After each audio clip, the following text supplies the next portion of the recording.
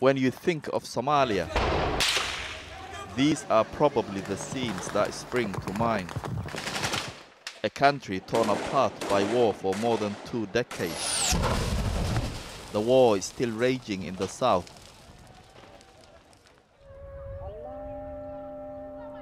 But in the northern region of Somaliland, they have managed to rebuild. A generation on, life in the north is much more peaceful. This is Hargeisa today.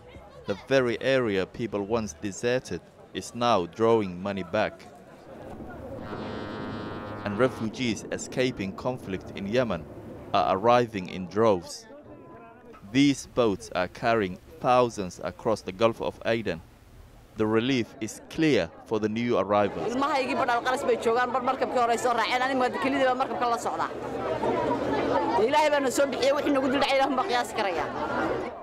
In the past 2 months alone, 5,000 Yemenis have come here looking for sanctuary. A huge building boom in Hargeisa means they are not only escaping the war, but they can find well-paid work as well. And with no restrictions on their movement, it's easier to start a new life. It's not just those escaping wars and political turmoil that are coming here. Many migrants come for the same reason that many Somalis now leave, to seek work in order to support their families at home.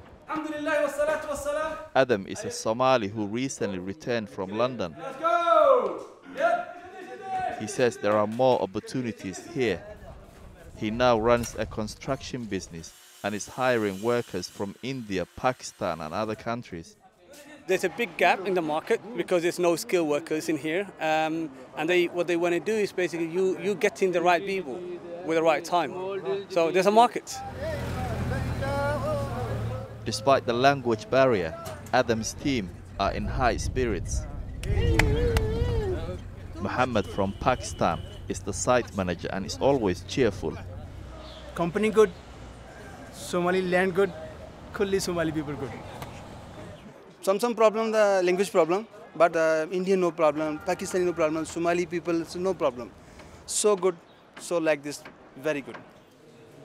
While the booming economy is attracting money, the younger generation are still leaving, aspiring to a life they see through the lens of Facebook. But for those who have been to Europe, they know the reality is different.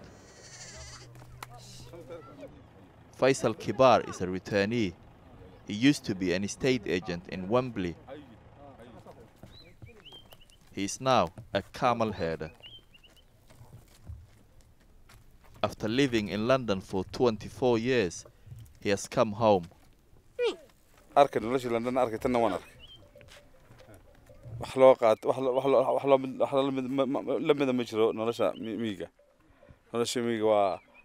Stress free. Stress free. dhaqanka waxa weeye ninka tirageelle waa nin de xoolo leh qaninimaduna ma aha kaliya xoolaha waa qalbiga marka ninka wax yar Ilaahay si u barakeeyo haysta waa qani. Back in Hargeisa, Ethiopians make up the biggest number of immigrants in the city.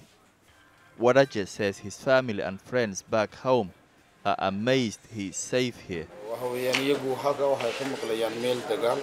وميل لسليو ميل لوجو شقيسنا يوم نبض نقول له نموديان ويا بان ما كان أرجيسان شوفه.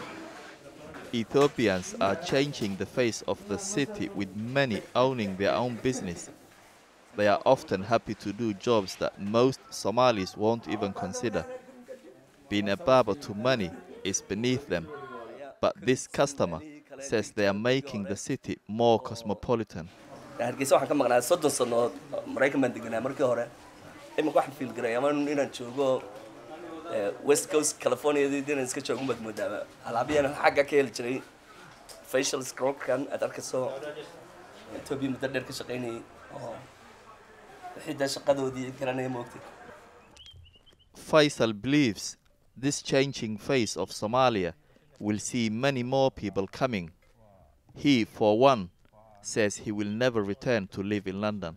xagga markaan joogo warqadda ii soo dhacaysa khawruulaa tolo maxay tahay ma council tax ba ma electric bill ba ma water bill ba waxaad ka fikiraysaa un nolol maalmeedkii xaggan laakiin haddaad cid warqad kusoo tuuraysaana ma jirto cid kugu soo gabay liif ku imanaysaana ma jirto waxaad xor baa tahay. Somalia is at a crossroads. While many are returning home, others are still migrating. The challenge is to persuade young people to stay and recreate a nation that is a model for a newly peaceful Somalia.